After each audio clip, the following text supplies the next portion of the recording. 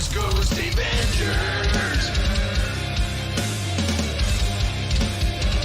West Coast Avengers.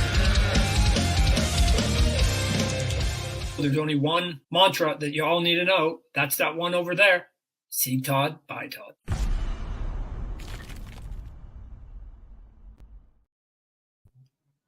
Who's Todd? Who's this guy Todd? Get him off my screen. Hello, everybody.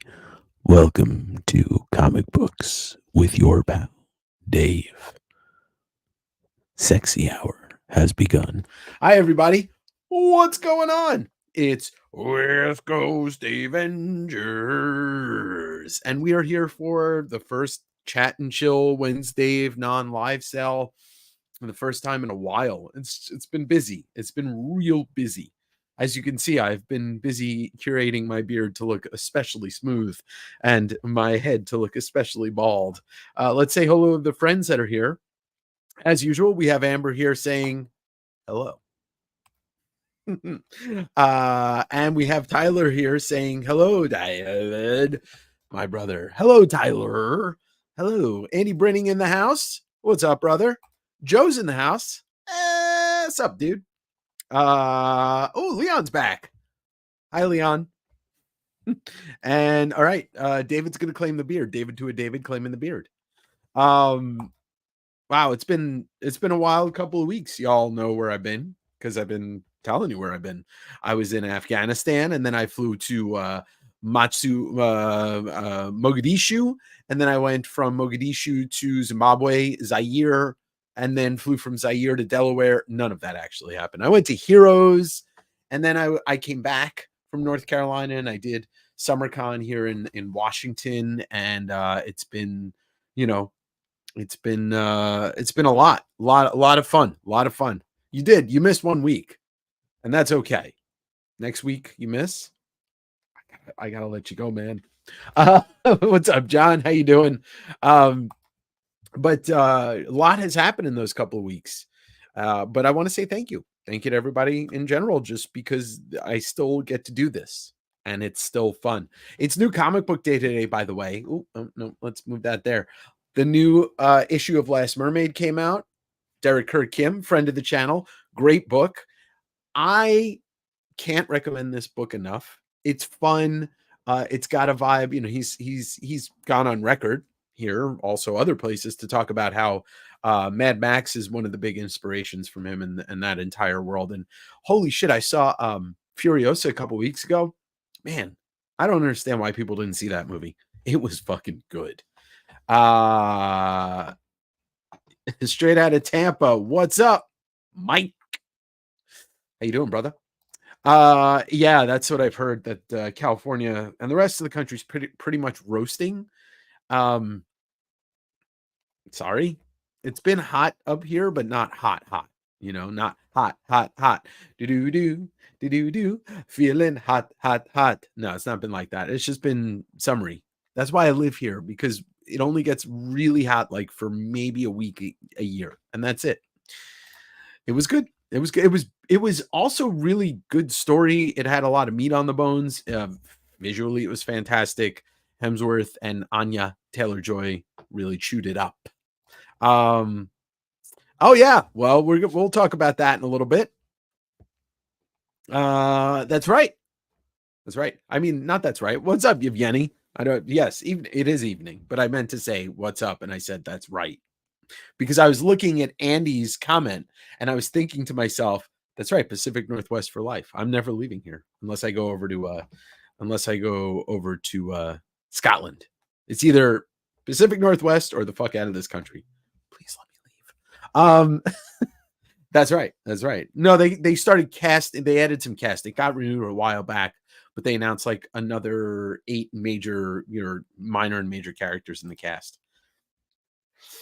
I did. I lost all of some. I wish. I need to do that. I need to get back to hiking.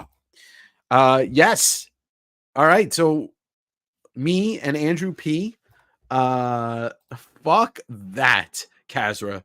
The only way you would get me to, move to Orlando is if you murdered me and then just propped my body up like Weekend at Bernie style in Orlando and I've just like become like an attraction in Orlando.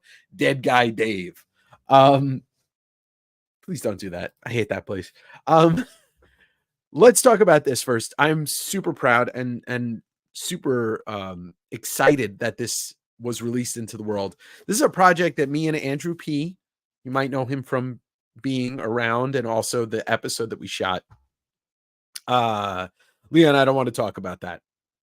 Don't even want to touch that subject. I want nothing to do with it. If we learned anything from Ed Pisker, let's not talk about that type of stuff because it has nothing to do with any of us. Many Faces of Jack Kirby. This is a zine that me and Andrew P. We conceptualized, we executed. Andrew designed it. We worked on the layout, the sequencing together after he designed it. This is a real 50-50 split of like creative, awesome, doing something with my friend. And I'm really proud of this. We released it. We sold out. I ordered another batch of the first edition. Unfortunately, I found out today they fucked that batch up. So there's going to be a delay. I do have to reach out to 2 more people that ordered it. But if you were looking to buy one, they are $30 shipped. We are donating a portion of the proceeds to the Kirby Foundation and a museum, or the Kirby Foundation and Museum Research Center. And this is just something that like I talked about the origins on the episode that we posted together about this. But long and short, like after my second interview with Jim Rugg, and we started talking about Sienkiewicz and zines and stuff like that, I was like, oh, that, I never really thought about like putting together a zine with somebody else's stuff. Like I have thought about it doing a zine about my history as an autograph collector and all the fun stories that came along with that. I started looking at Kirby books one day. I was just like noticing these splash pages with these emotive faces. Like we know he's the king, but we know he was the king of like the double page splash. But I never really thought about the faces aspect, and it was born from that. And I brought the idea to Andrew, and Andrew liked it. And well, here we are, like 6 months later from when I had the idea to it being out. So, if you would like to order one, I am getting more. They are uncoated, so they've got that comic book feel. Just reach out to me. They're $30 shipped, and like I said, the donation. We're donating a portion of the proceeds. I made a $150 donation earlier this week to the Kirby Foundation. So error variance. Yeah, I mean, I don't think they're ever going to see the light of day, but me and Andrew are going to brainstorm something about them. But kind of bummed out that this next shipment was all messed up. Marsh is in the house. What's up, brother? You want a foil variant? I thought it would, the cost of this would have gone skyrocketed if this was a foil trade dress, but it would be cool to do something like that.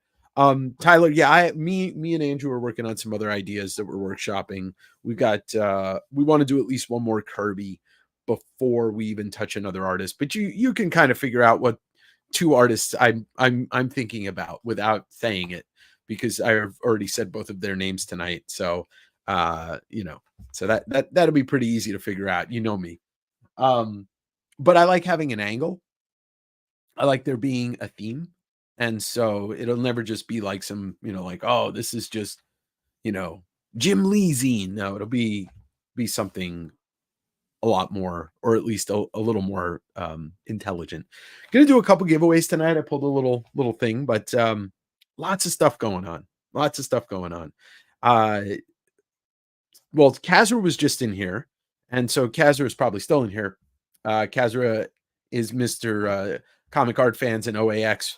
So I'm going to be on Comic Art Fans Collector Showcase July 23rd. So basically what it is, it's like a 2-hour show or so where I'm going to show off like my favorite 15 pieces of original art that I own, and, talk with Bill, and hopefully Kazra will be in there too, staring at me and not saying anything. But if you want to see me talk about original art and see some of the stuff that I actually have not shown off yet, subscribe to Comic Art Fans Live on YouTube. And I'll be posting about it when it happens. But it is, looking at my calendar, it's Tuesday the 23rd. So that'll be a lot of fun. I'm really looking forward to that because it's a lot of people in that audience that I don't know. And I'm excited to introduce myself to them and then make them, be like, who the fuck is this idiot? It does include the auto, yes. Reynolds foil to save on the foiling. 3 hours of silence for me.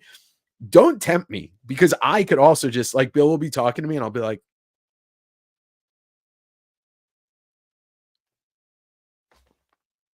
and it'll just be me not saying anything. Yeah, I love it. I'm gonna show off. Let's take a look real quick. I didn't get to show these two pieces off because if you watch my Heroes recap, I had Wayshak ship me back the oversized art that I couldn't fit in my suitcase. Here's the Brian Bolland page that I got, which if anybody kind of keeps track of the things, the episodes and stuff, when I went to London and I bought that zine at that used to be a copy of Brian's, I bought it at Mega City 1, and it's a 1977 zine, and this strip was in there, and I bought a page from that strip. So now I have a Brian Bolland page. I'm really stoked about this. It's big. It's oversized. It's not twice up, but it's not 11/17. I think it's like, because it's got this extra here. But I'm really happy. The pencils and inks, and it's old Brian Bolland. So this is like a very, very, very happy to own that. And then back here. And then I bought the cover. So if y'all don't know, Wayshak has been doing variant covers for Amory Wars, which is the Claudio Sanchez comic. And I bought the cover, his variant cover for issue 2. This thing's like, it's too big to get it on the screen. But this is the amount of ink that's on this piece. And it's Wayshak, like one of the superior talents in not just comics, but in illustration these days. And if you don't know Wayshak from his, he did issue of Scumbag. He's done covers for Philadelphia, obviously Amory Wars. He's working on something with Bad Idea. But he's done a bunch of Mondo prints. He did the Godzilla Kong one that they did, the open edition that came out a couple months ago. He's done posters for Coheed and Cambria, Metallica, Primus, and he was, part of the Zero Friends crew. So I met Wayshak through Dave Correa, and known him for 10 years. Oh, who inked it? No, this is all Wayshak. There's nobody else that touched this. And then he did a scan. And then he did a painted version of this, which became the cover, but I wanted the original. Unless you were talking about the Bolland, he inked it as well. So yeah, this is sick. It's huge. Hey, what's up, David? Still only 35 cents in the house. And if you don't follow his YouTube channel, you should, because he's a nice bloke. And we saw each other at Heroes, and it was really nice to meet him and hang out for a little bit at the auction. Check this out. I just so y'all know Jim Mafood. He's got a new show on with Sean Crystal called Ink Pulp, and they do a live drawing, like 2-hour stream. It's twice a month. It's going to be twice a month starting in July. And he does a trivia question. Jim does a trivia question in each episode. I've won both because that's my brain. And I got this from him. I never seen this before. It's called One Dangerous Donut. It's issue 1. It was printed by Yo Mitsu, who is Peach Momoko's husband and manager. So this was printed in Japan. It's oversized. This thing's also very big. But this is like the coolest thing. I flipped through it. It's a newspaper style. And so if you could ever find one of these, One Dangerous Donut, you should pick it up. So there's the back cover. And I love Jim. It was nice seeing Jim also at Heroes. What's up, Rob? The Canadian Scot. No, I'm not doing a sale tonight. So this week's just a hangout, but I'm just still trying to recover a bit from doing the sales the last couple weeks. But this weekend on Sunday, I'm going to be on Instagram with Maddie, Comics, Maddie's Comics. He's celebrating his 200th claim sale. So I'll be hosting and doing a little selling. I think also Friday, I'm going to be doing a pop-up sale on Instagram. I have so much stuff that was still inventory from the con that's priced that I haven't even gotten to go through. I didn't want to sell tonight. I'm a little exhausted. What's up, Simon? Just get this out of the way. I hope everyone has a great 4th tomorrow. Yeah, don't blow your fucking hands off and watch Jaws or Independence Day. I got nothing else positive to say about what's going on in this country right now. Greatest movie of all time. Speaking of that, let's talk real briefly about July. Yes. So all of you, if you listen to me talk for more than 3.5 seconds, big cartoonist kayfabe fan. And what they used to do was comic book Christmas in July, and it's the last weekend in July. You take up, if you're an artist and you have comps, you take your comps, you go around little lending libraries and throw comics in there. If you're like me and you buy collections all the time, I'm just going to take pile of comics and distribute them. Basically, we want to spread the love of comics around. And most people that live in a suburban area these days, they have those little lending libraries. There's actually like 4 within 2 blocks of my house. So if you can, just bunch of graphic novels, bunch of comics, whatever you can, just throw them in those little lending libraries. Let's keep Comic Book Christmas July alive. Let's keep Ed's memory alive. Let's keep, pay tribute to cartoonist kayfabe and Ed and Jim. So if you can, that'd be great. I'll be posting about this over the next couple of weeks. And thanks to Daryl, Read Your Comics, for making this for me and for him. Okay, Amber. Yes, I watched it. I enjoyed it. I took it slow because there's the episodes are longer. It's an hour show, but it's a lot of fun and the characters are good. But I really enjoyed it. Yeah, it's a little bit. They do take some real creative liberties with it, but it's all kind of connected in the Sandman universe. And that's really cool. So yeah, I do recommend it. The acting's great. The visuals are great and it's charming. It's funny. So yeah, I would watch it. Jaws Day was like a week or 2 ago. Yeah, I always watch it on the 4th. But the reason why I'm bringing up Jaws right now, my podcast,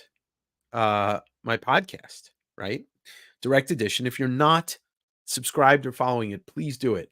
I'm like cross-platform. I think I crossed over 200 subscribers. Season 2 is coming back in about a week or 2. I took a nice little break, and my first episode is going to be my first ever doing like a film analysis. And it's basically a 50-minute episode talking about Jaws and how it directly influenced 2 specific movies, Jordan Peele's Nope and Godzilla -1.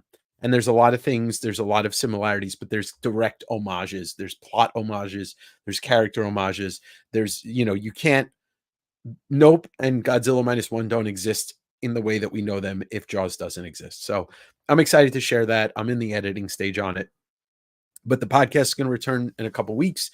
Direct Edition on YouTube, Spotify, Apple, all the good things. Please subscribe. I really would appreciate it. I've been told that people enjoy listening to my podcast. I don't know. It's just fucking me, Your recent cops are Savage Dragon. No way you could put those in. No, Simon, you cannot. No, you can't even take a page and put one of those in the little lending library. That being said, excited to read the new issue. I gotta say this about Savage Dragon. I don't even go back and read old stuff. I literally took a hiatus from it. I picked it back up a bunch of issues ago after kind of flipping through some of the pivotal issues, the one where Savage Dragon dies and like Paul Dragon, all these pivotal moments I know about. But Larson knows how to make a comic that you can just pick up and read and enjoy. It is definitely R-rated towards the unrated NC-17, but goddamn, he's still making fun comics. Oh, there you go. Rob said that he's got a load to unload. That's a very interesting way of saying it, but I get it. And you can get the online map of lending libraries. Yeah, if you don't know where they are in your area, you can just go online. But for me, like I said, you walk out of my house, right, there's 2, and left a couple blocks, there's 2. Yeah, that's a good idea, Andy. I'm gonna go to my LCS Stargazer Comics. Shout out Tacoma, Washington, Stargazer Comics, and I'm gonna ask Damien if he has anything that he wants to unload, and I'll do it. But I should have at least a nice fat stack of stuff, so I may not have to. Quint was the best. He did say, show me the way to go home. I'm tired and I want to go to bed. I never read comics, so I'm going blind. I think it's the other way around, Amber. You're going blind, so you never read comics. I could see, I'm going blind. I'll never, exactly. You're going to need a bigger boat. Jaws 2, not the best of sequels. Entertaining, because it does have Roy Scheider. But we're going to talk about Jaws the Revenge, the greatest, worst movie ever. We're not going to talk about that. Oh, that's great, Jesse. That's good to hear. I put stuff in there, whenever I have like the 2 + 2 = 4. Like, oh, what should I do with that book? Oh, I'll just walk it down the street. Godzuki minus Tuki. Where's Ghost Avengers? What's up, Johnson? What up, Dan? Hey, there he is. Speaking of Daryl, we'll argue about Star Wars, but we're not going to argue about Star Wars because Star Wars fans are the worst, and I try to just stay away from them, even though I love Star Wars. But Daryl, I was just talking about Comic Book Christmas in July, and I'm going to be on Daryl's show again. We're doing a Hulk book. I forget the issue number. It's going to be in a couple weeks probably, and then Daryl's going to be on here, and we're going to flip through an old San Diego Comic-Con program, and buddy, I'll figure out when we're going to record that. Anxiously watching is anxiously watching. Jaws 4, the one that brought Michael Caine's mom a nice house. Exactly, Michael Caine. Yeah, let's do Jaws in the Bahamas. That sounds like a giant dinosaur when it gets stabbed. Or doesn't make any sense, but it's so bad it's good. Yes, it does have the only live action Akira bike slide homage. And I mentioned that in the podcast, Matt, because it's uncanny and like you have to mention it, especially because it happens towards the end, right when there's more Jaws homaging. Matt, you're really going to enjoy this podcast. I hope I don't sound like a fucking idiot though. Like I hope I don't just sound like a rambling fool. Well, I guess I typically do. Doom Card, what's up, brother? Ooh, you're one of the people I have to contact. Bad news. I got the new ones today and they are all fucked. They are not done the way we want it. So there's going to be a delay on getting you the copy that you paid for. Obviously, if you want a refund, you can always have it, but it's probably going to be a couple weeks. And I found this out like maybe a half hour ago. Yeah, I can't deal with trolls. I can't deal with talking, like yelling. Here, I want to just paint a little picture, and I'm going to omit the name because I'm not trying to start any YouTube fights. But there's a YouTuber, a nice person, who I watched one of his shows because he's asked me to come on his show, and it's just never worked out. But I'm watching him go off on Star Wars, and he's like, I can't, the Acolyte, I'm no longer a Star Wars fan. But here's the thing what he said.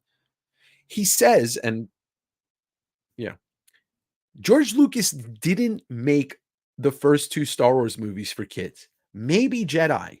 And I'm like, and he kept hammering that point home. And I'm like, something about that just doesn't sit right with me because I know, like I know the lore, I know the history of the movie.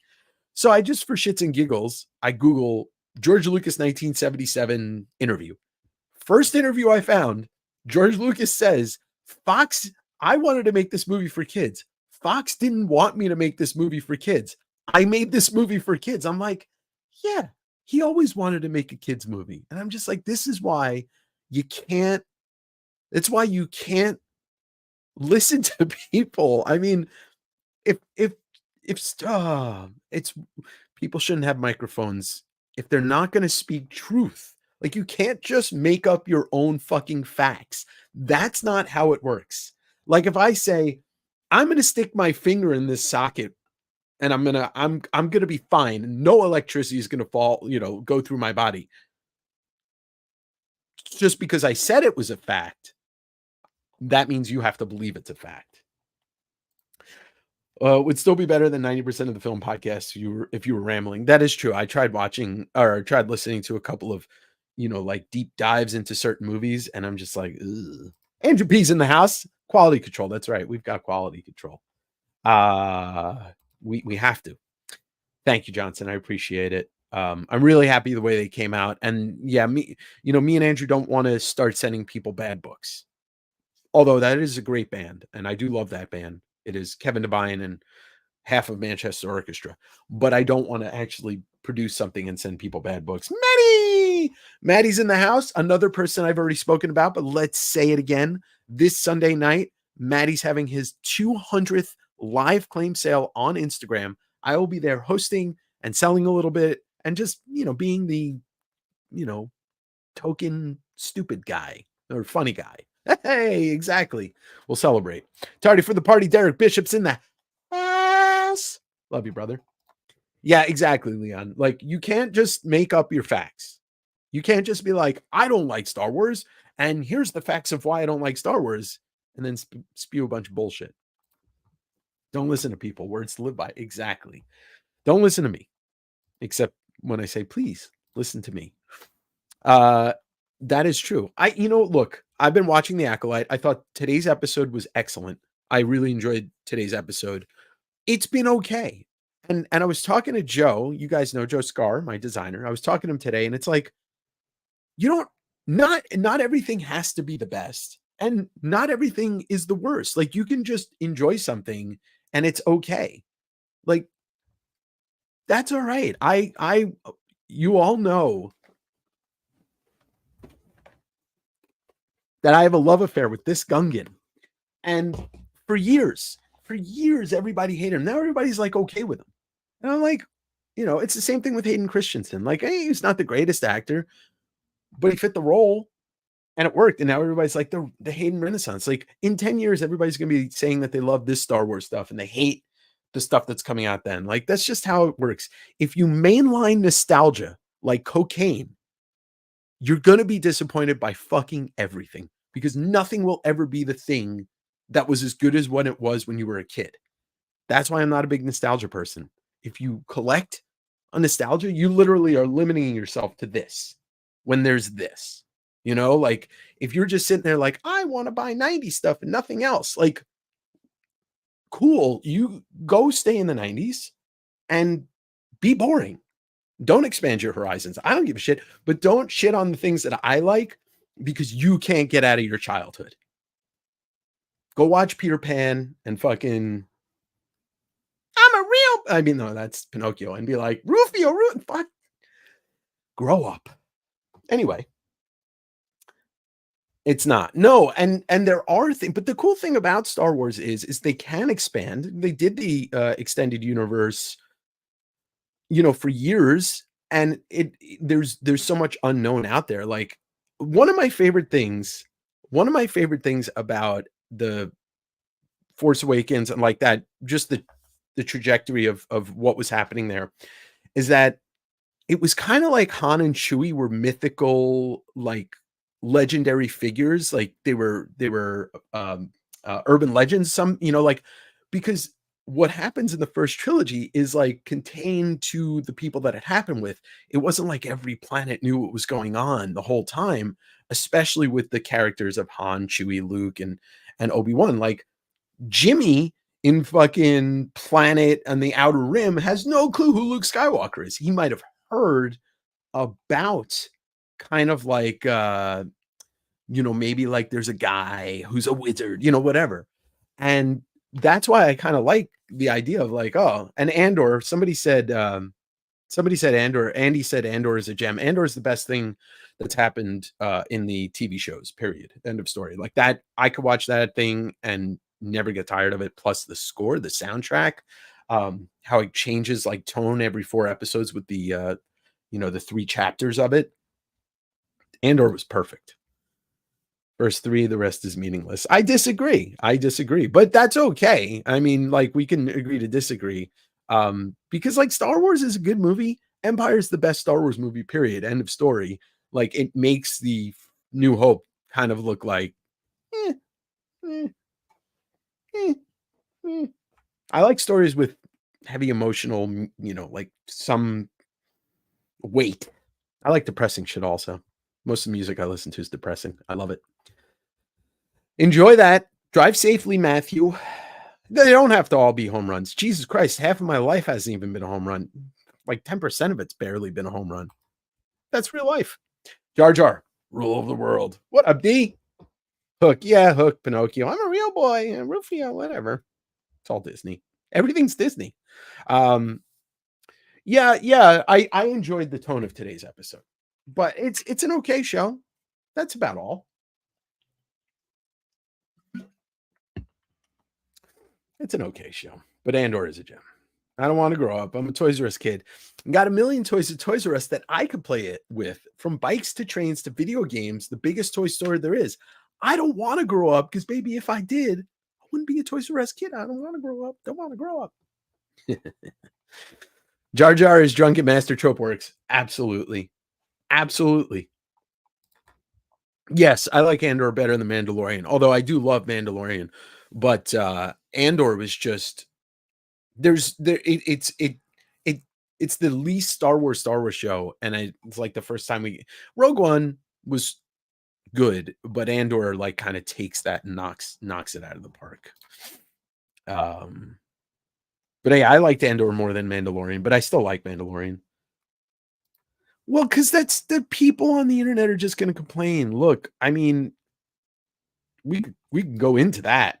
Remember that zebra gun from Toys R Us was brilliant for about 5 chews. The zebra gum. I'm like, zebra gun.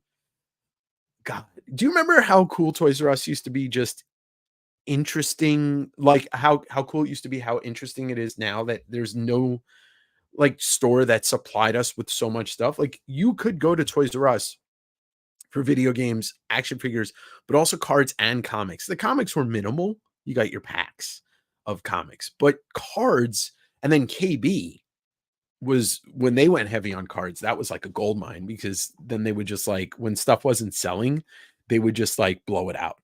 Like they would blow it the fuck out. I remember I got, and this is off from comics, but Classic do you remember Classic did the 4-sport series, and it was all rookies. So like the first year was Lindros. It was the blue border with Lindros, Rocket Rajib, Ishmael. I forget who the baseball players were, like the standout. And then I feel like maybe Anthony Hardaway was the standout but Lindros was the big name. But then the next year when they did Classic Hockey, they put all these autographs in there. And I remember going to KB and buying a bunch of boxes on Blowout, and they were autograph loaded. Like, I forget what that term is. Like they're error boxes. They were whatever. And I got like 12 autographs per box. Anyway, side tangent. DAW, Empire in Theater, first movie I remember. I don't think I saw Empire in the theater. I think Jedi might have been the first one I saw in the theater, but it was like, I was super young. I was like 4. Kept wearing Andor would be okay every episode. Yeah, seriously. Fruit Stripe. Oh God, I remember those. KB Toys was the next best. Yet a moratorium on spoilers on Andor. It's over. Fruit Stripe, yeah.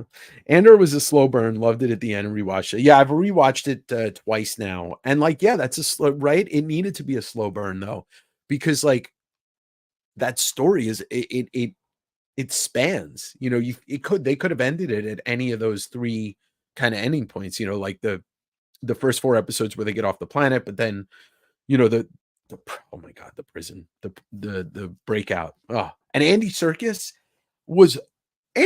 is maybe this generation's most underrated actor. Like, from obviously like the groundbreaking stuff he did as Gollum, and then also King Kong, and all of these roles he's knocked out of the park, and like he still isn't getting the recognition. Now Andy Serkis is a director. He's probably a good director, but how the fuck did he get saddled with Venom 2? Oh my God. Oh, that movie was, Madam Web was better than Venom 2. Anyway, I grew up with KB in the mall. Toys R Us came later, and it felt like a warehouse. That's amazing. I grew up with Toys R Us was adjacent to the mall that I went to, and that mall had a KB. Waltwood Mall, shout out Long Island. So I had both. I was spoiled. Grandfather took you to see Empire Strikes Back. He fell asleep because he thought it was that's the thing. Like, I think my mom claims that my dad did like Star Wars when it first came out, but That's our generation and then subsequent generations.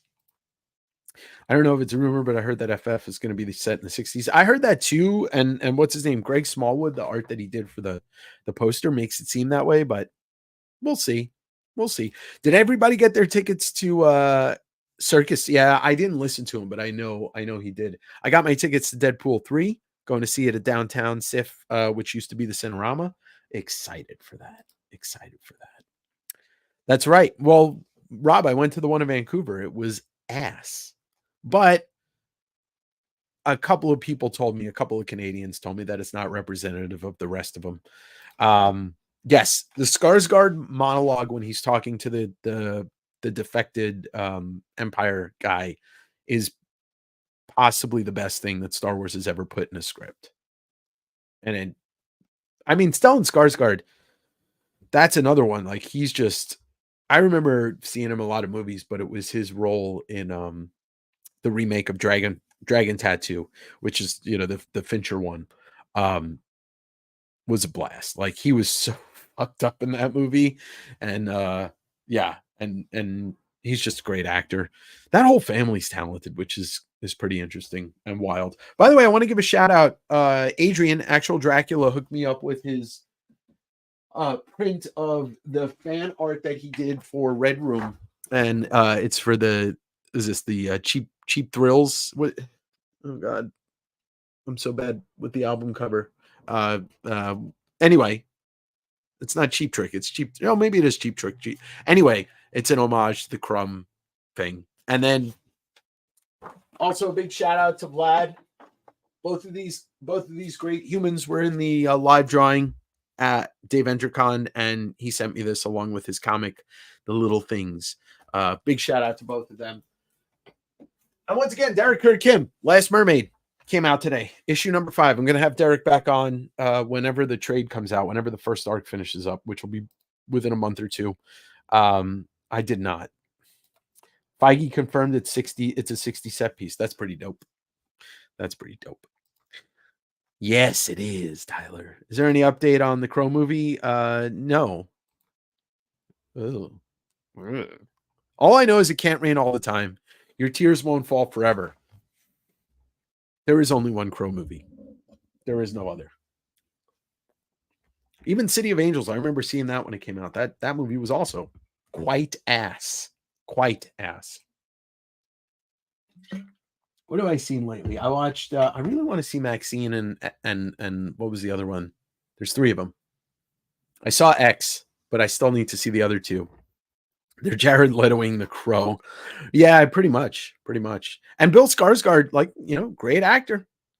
I thought he was great as Pennywise, and I've seen him in a couple other things, and I just don't care about seeing another Crow movie.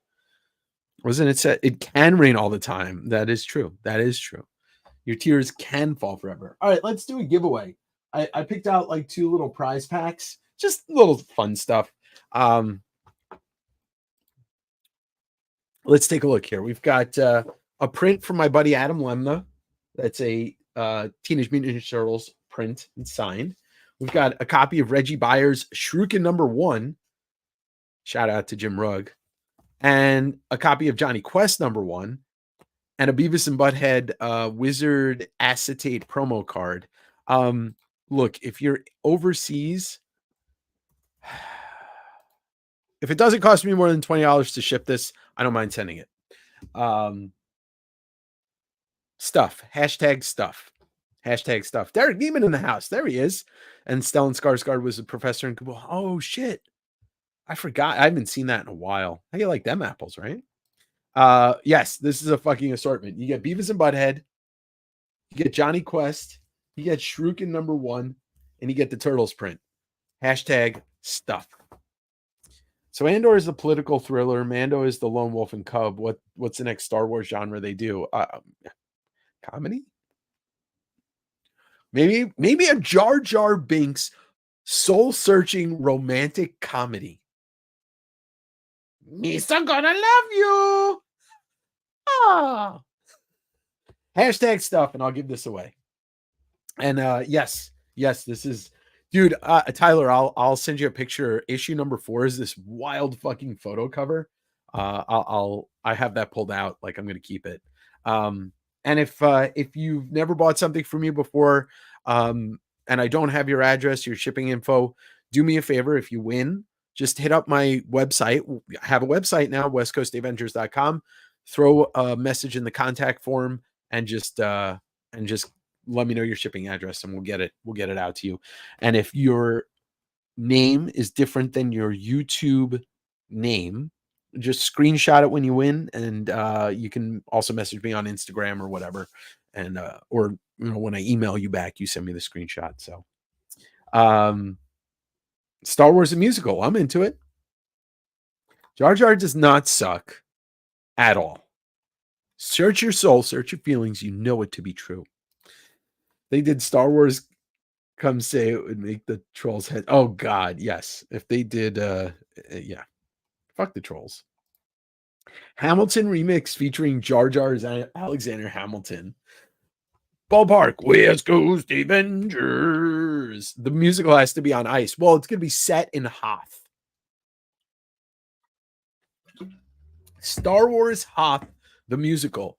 There we go. Hey, what's up, Dakota? It's Tyler's other half. Or Dakota's other half is Tyler. It's the Pope and Popette. Jar Jar Sith. Yes, that is the greatest fan fiction canon.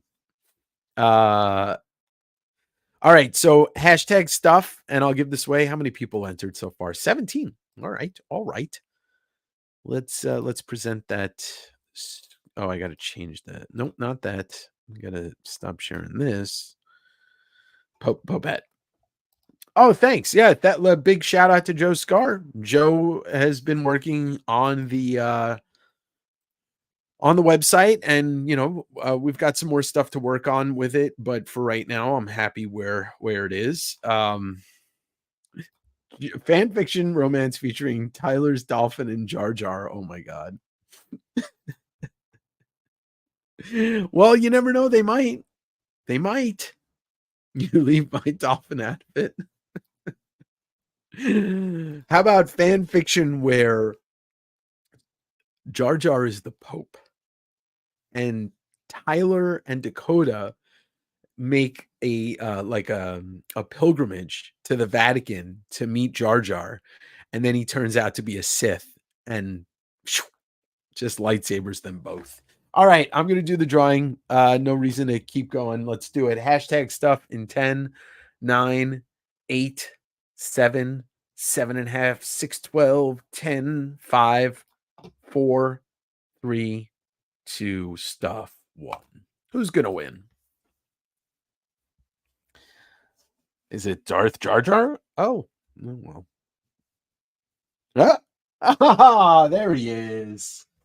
Well, Jay, I'll have to throw in a Jar Jar sticker to give you for that. All right, cool. I have one more to do. We'll do that a little later, but just wanted to get that one out of the way first.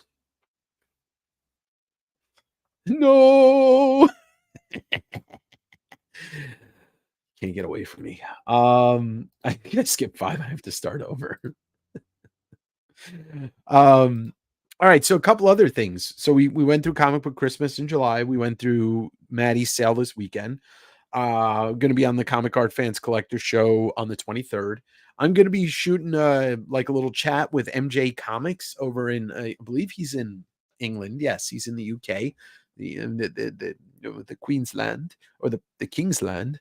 But he asked if I wanted to, have a chat with him, and he has a fun little channel, and I said sure. So I'm not sure when it's going to be out. We're going to record this weekend, but it's just another place for me to yap, but not chap yape. So MJ Comics is his YouTube channel, and then big not completely ready to announce. I've got a couple of interviews coming up.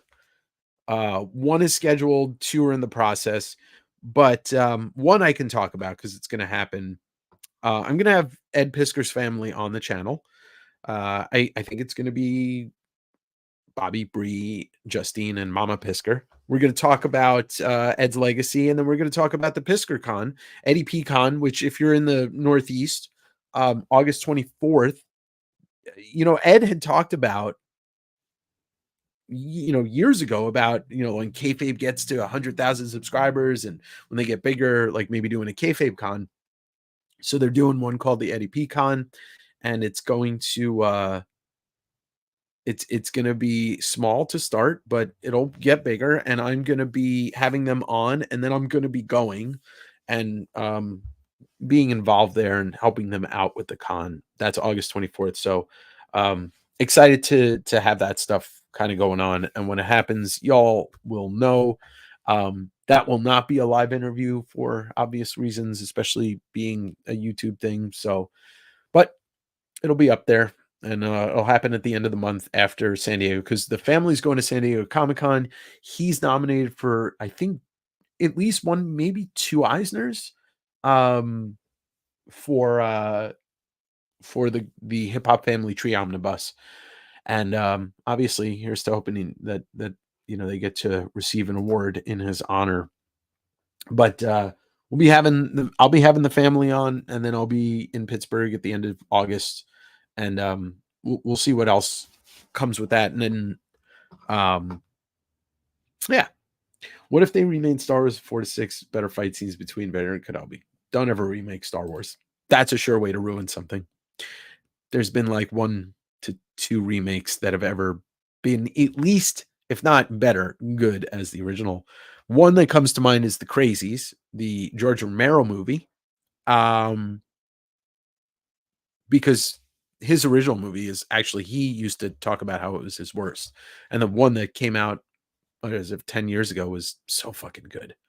Hold shipping for a week. I'll try to catch you next. Oh, yeah. Yeah, no worries. No worries, Jay. You should, Andy. You should go. It's going to be fun. It's going to be good. I think there's going to be a lot of positivity. I'll say this, with Heroes, there was a ton of positivity surrounding the tables physically, but it was just a lot of people wanted to be there to meet his family and buy some stuff and all that. And then obviously seeing Jim. Honest question: what's the difference between Star Wars fans refusing to accept newer or modern post-original Star Wars content, say Crows fans dismissing a modern adaptation? Leon, I think it's Brandon Lee. Like, you're taking the memory of him and you're just like saying, oh, we can do this again. Like, there are just some things that don't need to be touched again. Jaws does not need to be touched again. Like, nobody's going to make a better shark movie than that. And the only thing I'm into, if The Crow, like, I want to hear J.O. Barr come out and talk about it. If he's getting paid, if he's making some money for this, or he has any decision-making process in this, I'll accept and maybe even see it. But like, using this character that doesn't need to be remade, like, come up with something new. Star Wars at least is this, like, look, it's never ended because Lucas decided to keep it going. But I think you're talking apples and oranges, personally, I think. But I see where you're coming from. I don't think it's a bad question. Is he? Because, like, I was trying to read about it and I wasn't able to see anything. So maybe I will see it. But I don't think I want to see it because it just doesn't. Also, it doesn't look good. That's my basis. Like, I watched that trailer. I was like, okay, you just showed me the entire movie, and it's a movie I don't think I care about seeing. Anyone said anything that was just no, not personally. I did just get my first CGC JSA sub back. That's going to be this weekend's episode. I wanted to try it. And actually, I think I do a pretty good job explaining why I think trying it's a good thing, the CGC JSA thing, even though, my feelings on CGC and slabs in general. But,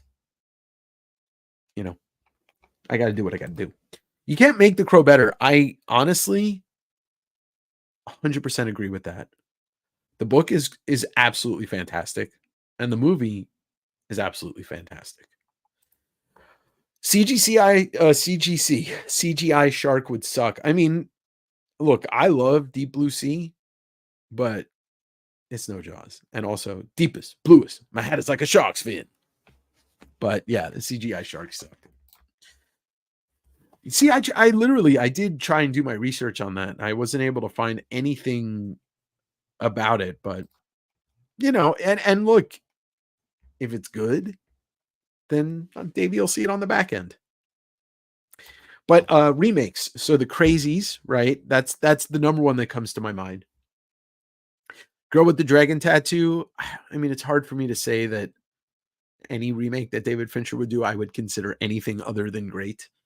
I can't think of it. Like, I never saw the Total Recall remake. I didn't want to, because why do I need to see the remake of a perfect Schwarzenegger movie? A perfect Paul Verhoeven, Arnold Schwarzenegger movie, and then I just kind of skip remakes just on that basis. I don't consider Fury Road or Furiosa to be remakes of Mad Max. They're all in the same universe, even if they are, whatever, different timelines. But, Spider-Man, would we consider those remakes? Not really. They're just doing, Spider-Man has been around long enough to have 12 iterations of him if they want. I can't wait for CGC's next big scandal. Someone sending a ton of fake. It'll happen, Derek. Like, I mean, I've been in the autograph industry since I was around autographs since I was about 13, and I've heard bad things about both PSA and JSA. So, it's bound to happen. It's bound to happen. I can't tell you any personal horror stories I've had, but I can tell you, working around that stuff my whole life, you hear things, Exactly. And I love Colin Farrell. I just didn't care about seeing that movie. So, I didn't. Oh, Evil Dead. No, Evil Dead. There we go. Evil Dead. That's a great one. That's great. Fede Alvarez did a great job with Evil Dead. It doesn't have the charm, obviously, that Bruce Campbell did. But I enjoyed the Evil Dead movies that have come out that he did. And then the one that was just out last year was fun. So Hellboy, I watched the trailer for Hellboy. I'm a big Hellboy fan. I've read everything from the beginning of Hellboy to Hellboy Goes to Hell and all the BPRD in between that. And then that was the last thing I read was Hellboy Goes to Hell. But I love the Guillermo del Toro movies. Both of them were great. I didn't bother with the David Harbour one because I did not like what I saw in the trailer. And then I think I started watching the first 5 minutes and I didn't like it, so I just shut it off. I watched the trailer for Crooked Man. Looks like they're going for a smaller story, set back in time. The dude looks the part. Like, he looks good. It's just going to be really hard to get anything that Guillermo del Toro did out of my head for that 2 hours. And it's going to be kind of hard to look at Hellboy and not want Ron Perlman.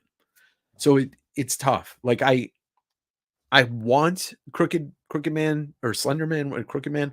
I want Crooked Man to be good, but I'm afraid that it's never going to live up to the Richard Corbin book, because I read that when it came out, and I didn't. Here's the funny thing: I was talking to one of my friends the other day about how when I first saw Rich Corbin's name was those Hellboy books, and I confused him with Roger Corman.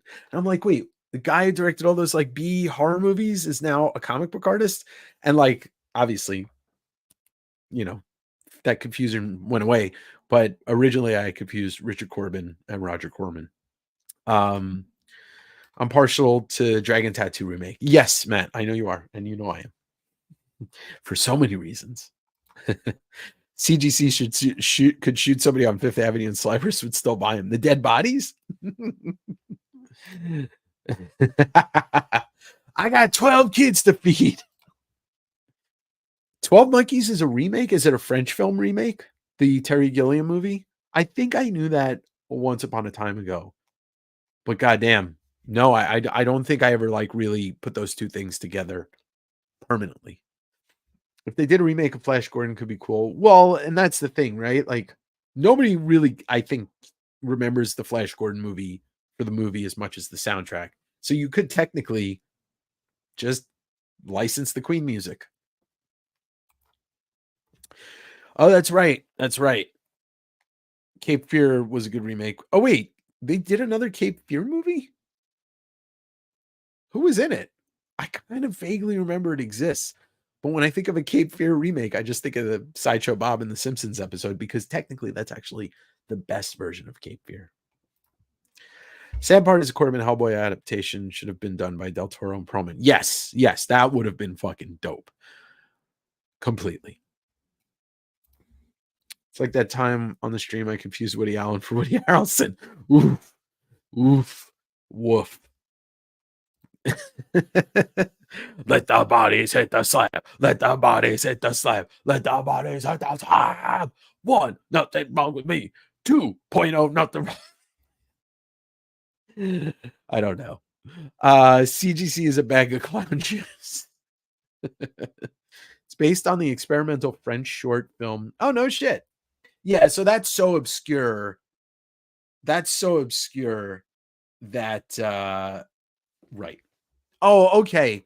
Gregory Peck was the first. I was thinking that Casser was saying that there was a remake after Scorsese and De Niro. Okay. Yes. You know, now that I think about it, when it comes to Gregory Peck, have there ever been? Okay, so Psycho, I know was redone by Gus Van Sant. I don't remember anything about that movie. It was Anne Heche and Vince Vaughn. But has anybody ever successfully, besides that, remade a Hitchcock movie? Like, I don't remember The Birds getting a remake. Rear Window has been like homaged by like, you know, different plots of other movies. But I'm trying to think, has there been a successful Hitchcock remake that I can't think of? Same with what's his name? I don't think there have been any remakes of Kubrick, right? Or my like 2001, no. Shining, no. Clockwork Orange. There are just some directors, right? You can't remake. Like, it would be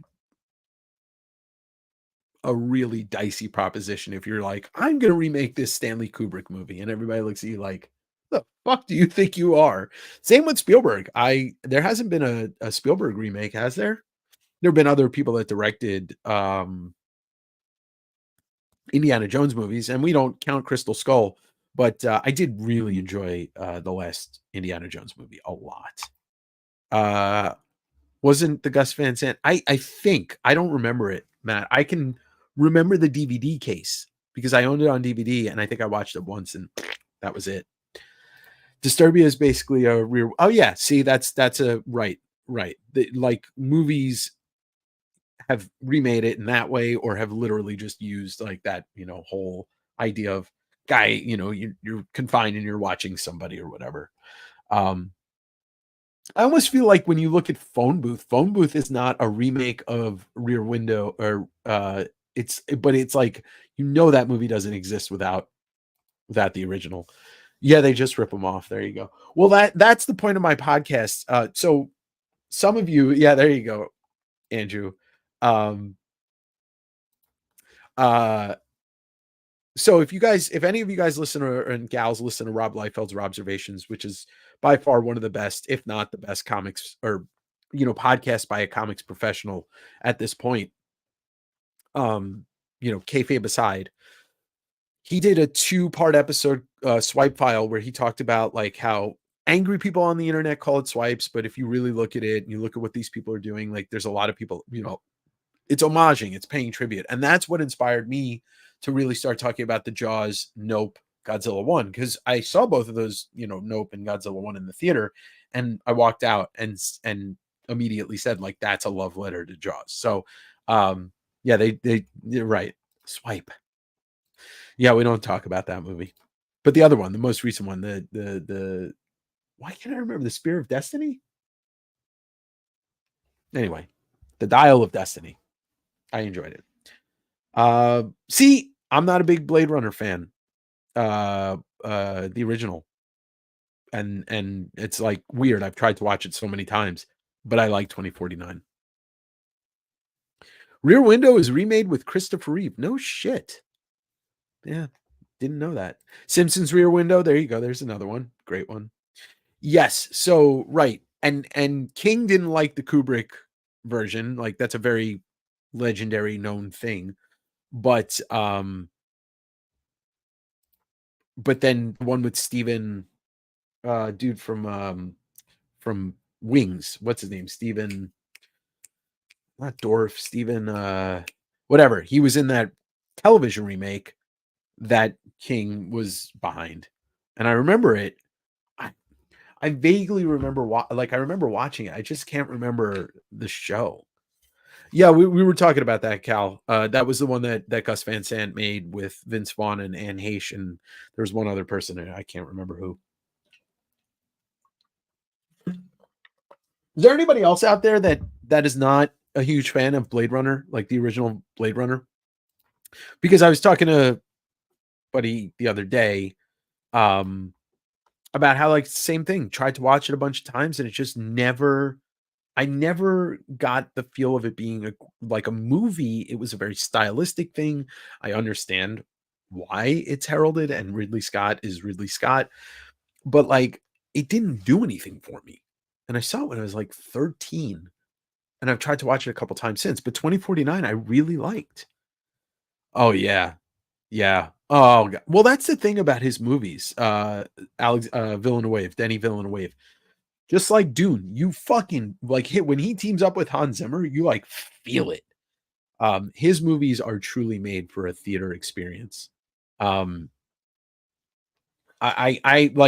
saw 2049 in the theaters a couple times. I saw The Arrival like 3 times in the theaters, including once in London.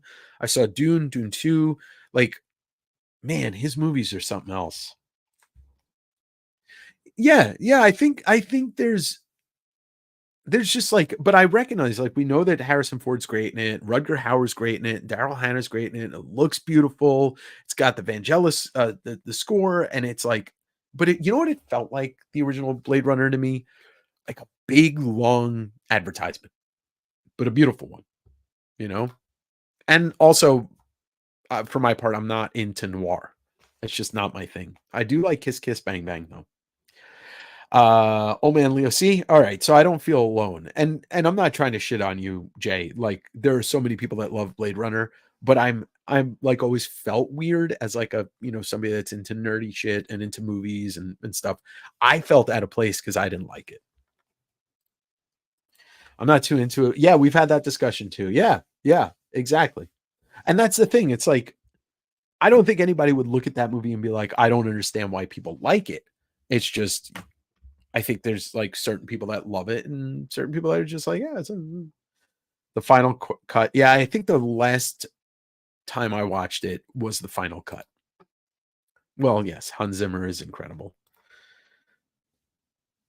Interesting. Okay. Well, see, and there you go, Johnson. Like, that's kind of what I'm saying. Like, from a standpoint of groundbreaking filmmaking, all of the things that you know speak to me as somebody that's like, I can recognize that, but it's just, yeah, I just never got into it. I just watched Outland with Sean Connery. I'm 15. I don't think I've ever saw it. Not horrible. The costumes were right at it. Oh, reach Outland. Is this not, yeah, I don't know Outland. That's not a movie I'm familiar with. Obviously, I know Sean Connery. When you said Outland, I was thinking of Highlander, but obviously it's 2 different things. I'll have to check it out. Miss Moneypenny. Hans Zimmer, Crimson Tide movie soundtrack. That was like, I think that's the soundtrack that put him on the map. If I'm not wrong, I think that's kind of what put him in that rising echelon. Fair enough. Like, that's what we were kind of, you know, that's fine. You know, there's certain things that you don't need to build upon, and we all, yeah. Oh, I think I know, because I think I know the costume that we're talking about. I've never seen the movie though. Highlander 2 is the worst movie ever. I can't say I agree that it's the worst movie ever. I just remember watching it and be like, why? Although the set pieces, the scenery, fucking amazing. You know, you film anything in Scotland, I'm into it. But yeah, as a fan of the original, I agree that that's a head scratcher, that one. And then The Quickening, right? Isn't the third one The Quickening? I don't know. There can only be one. They should have listened to themselves. This is correct, Tyler. His Interstellar soundtrack is absolutely perfect. Arrival is a phenomenal. So that's what bummed me out originally about Blade Runner 2049, is because Jørgen Johansson was doing the original score for 2099, and they parted ways and brought on Zimmer, but obviously Zimmer did a great job. But Arrival was one of those movies that like right time for me, and it like hit me in the emotional core, and it's just such a great movie too. There's a time in my life where I loved Highlander 2 and Free Jack. Holy shit, Free Jack was so good. Emilio Estevez and Mick Jagger, and then yeah, it's not that good. Well, that's why I love Deadpool, the Deadpool, because fucking Guns N' Roses was in it, and it's not that good of a movie. Wasn't that the? I think that's the last Dirty Harry movie, too. An Outlander. Kayfabe covered the comic version made by. Oh shit, I didn't know that. I mean, I've seen the episode, I'm sure, but I don't think I ever put those two together. The Room is the greatest movie of all time. First of all, fuck y'all. Venom 2 is the worst movie ever. Hey, there he is. Speaking of actual Dracula, I gave you a shout out for the print because I had that shipped to me with the Way Shack cover and the Brian Bolland page. There's the Way Shack cover. So Adrian's in the house. You should follow him on YouTube and Instagram. Memento. I love Memento. Highlander 3, The Sorcerer was no better. Oh, that one was called The Sorcerer. Bringing Out the Dead. Transylvania 65000 is the worst movie ever, and the only one I ever walked out of. True story. I snuck into Train Spotting and I walked out of it. And it was because I couldn't. I just couldn't. I couldn't. And I've seen it since, and obviously it's a fucking great movie, but it's the only movie I think I've ever walked out of. I tried to walk out of Van Helsing, the Hugh Jackman movie. My friends wouldn't let me. That was a fucking bad movie. Some of my friends said that Blade Runner was great as Fifth Element. I love Fifth Element. Those are two different movies, but I could, you could put them in like the same. You should watch these two movies because they're both futuristic and great. Hello, Zachariah. Yes, I'm very happy with that, and very happy. Sharknado, but you can't call Sharknado the worst movie ever because you know it going in. It's a shit movie. Like when we judge, and I think this is okay, when we judge what a shitty movie in, it's something that we were like, oh, can't wait to see this. And then you're like, I would rather have, my, anus scraped out with a rusty pipe than watch this movie again. I walked out of the movie Dragon Wars. I don't remember Dragon Wars, and I love Man of Steel. You're never going to convince me that's a bad movie because it's not. And then when the Superman purists come in, I'll be like, you're not real. There's like everybody that claims they're a Superman purist, of all the people I've ever known, Bill McGovern might be the only one. And that's it. Anyway, never watched Van Helsing. Yeah, he is a chump. Exactly. Star Wars Christmas movie. It's pretty bad. But it's also a Star Wars Christmas movie. Like you can't not want to watch it. Master of Disguise. No, because his homage to Jaws in that movie is perfect. And also, Michael, am I not turtle enough for the Turtle Club? Turtle. It's got some funny moments. It's a bad movie though. Sorry, Tyler. I couldn't finish Jupiter Ascending. I got like an hour in and I was just like, nah, I'm not fucking doing this with the Wachowskis this time. The Wachowskis have done some great stuff. Like I think Speed Racer needs a look back. I think people should go back and watch that movie because it's actually fucking cool. But what they did to the Matrix, I can't. Like 2 has, Reloaded has one of the best action set pieces ever in a movie. That freeway car chase scene still has not been topped. And I don't think it ever will. But Jesus Christ, like they should not have made a movie after The Matrix. That was in the Matrix universe. That too. One man's shitty movies, another man's cult classic. That is a very true statement. Again, yep. The score for Man of Steel plus the use of Chris Cornell's Seasons. Yeah, Master of Disguise is terrible, but those two scenes are not. Especially the Jaws homage. Dragons Invade New York City. Seriously, do not know this movie. I kind of need to watch it. Brazil's wild. Yeah, I think Brazil's a must-see. It's a groundbreaking movie. It doesn't really make a ton of sense. Well, when I saw it, it didn't. But I was also like 18 or 17 when I saw it. I would like MOS. I guess I guess I'm edgy. Martha. Yes, smash the like button like that. Otherwise, Misa gonna get you. I saw Brazil and Metropolis in the same like 6 weeks. I don't know. You can't show those movies to somebody that's like still trying to figure out who they are. Yeah, He-Man was fucking bad. Although Dolph Lundgren's never bad, but He-Man was fucking bad.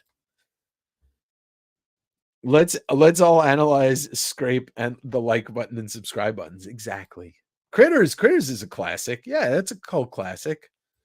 Critters, Tremors. Tremors didn't win an Academy Award. Tremors won the Academy Award for best fucking movie. Speed Racer in the theater was like getting your eyeballs punched by a cotton can. Yeah, that movie's like, it does things. I think it gave me at least 3 seizures and I died twice. I could debate Man of Steel. I won't say it's a bad movie, but I don't think it's a good Superman movie. I don't know. It's like I was watching somebody describe it. It is a Superman anime. Like that's what it is. It's an anime. Things happen so fast, the massive destruction. It made me enjoy Superman, especially because Henry Cavill's great. Yes, Brazil is fantastic. It's just a trip. Catwoman was, I never saw it because I knew once Halle Berry was in it, I'm like, I'm not going to like this movie. Can't say I really like Halle Berry. You know, Monster's like a great movie, but it's like really tough to watch. Not Monster. What the hell's that movie with her and Billy Bob? Monsters Ball. And then Heath Ledger's in it too. But like, yeah, I was never a fan of her acting. Like she did, you know, like she's good as Storm, but her versatility, not really that much. Ghoulies, ooh, the toilet, the toilet guys, right? Think about Dana Carvey getting the news about 9/11 while Turtle Man. Oh my god, that's fucking nuts. There's a theory about Lana Wachowski was trolling the studio. Yes, so Matrix, the new one, which I didn't like either because it was just a troll. It was like an inside joke. I understand why. Okay, like I understand the formula of what they're doing. We didn't need that. Like we didn't need to go in thinking we were going to see a movie when it was just a big fucking joke at the expense of the studio. Like that's great. Fuck the studios and all that, but you're wasting my time. Even Keanu couldn't save that movie. It was bad. Bustin makes me feel good. I pretty much agree with you. Read your comments, but I didn't like it because Superman purist. Nobody's a Superman. You're like younger than 30. You can't be a Superman purist. They don't exist younger than 70. Just kidding. I'm just fucking with you. You could be whatever you want. It's your prerogative. Last Star, you're the second person, Leo, the second person to mention that movie to me today. I was having a conversation with Sean, anti-pop culture, and we were talking about Jaws: The Revenge, which is arguably one of the worst movies ever made. And but it's so bad you enjoy watching it. And he mentioned The Last Starfighter. Oh, Small Soldiers. That was like one of the first 10 movies I bought on my first DVD player for DVD because it came out like right when DVDs were coming out. I like that movie. Yeah. There you go. Another fan of Last Starfire. I haven't seen it in so long. I always confuse that with Krull and Enemy Mine. One of them has Jeff Bridges. One of them has Dennis Quaid. One of them has Louis Gossett Jr. They're all the same movie to me, even though they're completely different. Can you name a sequel that was better than the first one besides T2? Aliens. They're two different movies. So like they're right here. Empire Strikes Back was better than Star Wars. X2 was better than X-Men. I could do this all day. Captain America 2, Winter Soldier was far better than the original. Godfather 2, better than the first. Correct. What else? Dark Knight. Dark Knight's better than Batman Begins, although I have a hard time ranking those, Matt. Because there are days where I want to watch Dark Knight Rises and I don't care about the other two, and there's days I want to watch Batman Begins. 2010 was better than I never saw 2010, so I can't agree or disagree. You're gonna watch Small Soldiers again since you brought it up. Oh, there you go. Go for it. Go for it. Evil Dead 2, definitely better than the first. Buckaroo Banzai remake of that. Kevin Smith wanted to do that one. Oh, that'd be fun. I bet he would do a good. He hasn't made a good a movie in a long time. There you go, Road Warrior. I mean, Fury Road's better than all of the other Mad Max movies. Yeah, that's the thing. Like, I can't say that Alien's better than Aliens, because if you want a scary, like very contained, claustrophobic movie, you go with Alien. And if you want something that's more all-out war, you go with Aliens. It's really hard to pick one being better than the other. Even Star Trek 2. Con! So Gremlins 2 and Gremlins, right? Hard to pick a favorite. Hard to pick one. You've got like a perfect movie in Gremlins, but then you have the most batshit movie of all time being Gremlins 2, and yet they're both right there, neck and neck. Make an argument that, yes, no, we talked about that. Hellraiser's a great movie. Hellraiser 2, without a doubt, expands all of the lore of the Cenobites and what's going on, and then they add that terrifying doctor. Yeah. We had this conversation like a year or two ago, Dave, where I watched Hellraiser 2 and I said, I think Hellraiser 2 is better than the first. Because like Hellraiser, the original, could have been a 45-minute movie. There's kind of like a couple of chunks of that movie which just kind of repeat themselves. So yeah, Enemy Mine and Starman. Starman, I even know that's a guy. Empire Strikes Back, I did say that. Yeah, that's better than Star Wars. Gremlin Scare. Zach, that true story. You could ask my mom, even though she'll never be on the show. That was the first movie that gave a young Dave nightmares. I was like 6 years old or something. Ooh, Top Gun Maverick is definitely better than Top Gun. 100%. I'm not a huge Top Gun fan, but fuck yeah, Maverick was so good. Okay, here's one. Mission Impossible, Brian De Palma, was fantastic. Mission Impossible 3, low-key the best villain of all time, or the best villainous performance of all time in Philip Seymour Hoffman, which could put Mission Impossible 3 above the first one. Ooh, yeah, well, Dune. I still have to see Dune 2 again. Dune 2 again. I've seen the first one like 5 times, but I only got to see the second one once. Spider-Man 2, definitely better than the first. Alfred Molina, perfect Doc Ock. Zach, wait. I'm going to release my new podcast in a couple weeks, and it's going to talk about how Jaws directly influenced Nope and Godzilla Minus One. And Godzilla Minus One was my favorite film in 2023, and I think it's... Some people will yell at me that Shin Godzilla was better, but I think Godzilla Minus One is the best Godzilla movie. Maybe the best monster movie outside of Jaws. Let's see what other sequels can rock. It's hard pressed. I can't say the Two Towers is better than Fellowship because their Fellowship might be the best, but then there's Return of the King. So we just treat the LOTR trilogy, as one thing. I don't have anything near me, Jay. I just have those 2 pieces here. Everything's away. I'm going to be showing it off. I want to wait until the Comic Art Fan show. Porky's 2. I don't remember the second Porky's. Police Academy 2. I don't. All right. What about Bad Boys 2? I think Bad Boys 2 is close to the first one, but I didn't see the new one. I don't really care. Nothing comes close to Minus One as far as monsters go. It might actually be the best movie since the pandemic. I'm not going to disagree with that, Tyler. It's a perfect movie. And it's like you could make a case that it's a World War II movie that just happens to have Godzilla in it. All right, we got 37 people in here. Let me show you the next giveaway. Oh, hold on. I got to do this real quick here. Come on. Choose a live stream. Shite. All right. So the hashtag is going to be shite. SHITE.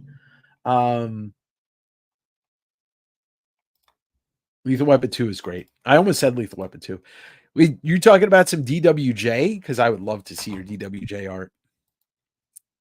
Yeah, it's so great. The Older Way of Dune movies are best sci-fi movies ever. Great Zimmer score. Yeah, they are fantastic. Next level. All right, let's show this off. Here comes the next giveaway. What do we got? We got another print from Adam Lemna. That's Spawn. That's signed. I'm giving this away because I want a bunch of stuff from the food, and I don't want to be greedy. I want to give this away. Operation Sunshine, Operation Sunshine, issue 3. This is a new book that just came out. It's a Mahfood variant, and it's signed by Jim. Another copy of Johnny Quest #1 for you, and a Madman promo card by our friend Mike Allred. Look at him. Look at that handsome devil. All right, so that's going to be the giveaway. Let me get we'll get those. How about a sequel that you were looking forward to but bombed? That's like most of the sequels. I'll try and think of it. Why does this make you uncomfortable, Tyler? Is it because it's ergonomically correct? It's good for I had nerve damage in both of my ulnars, and so I've been using these for years because they're so much more comfortable and they're good for your hands. Oh, Yevgeny, it's nice to give stuff away. It's nice to be nice. It feels good. Me's are gonna get you. Me's are gonna be real nice. Me's are gonna be real nice and real slow. 1984, the sequel or the year?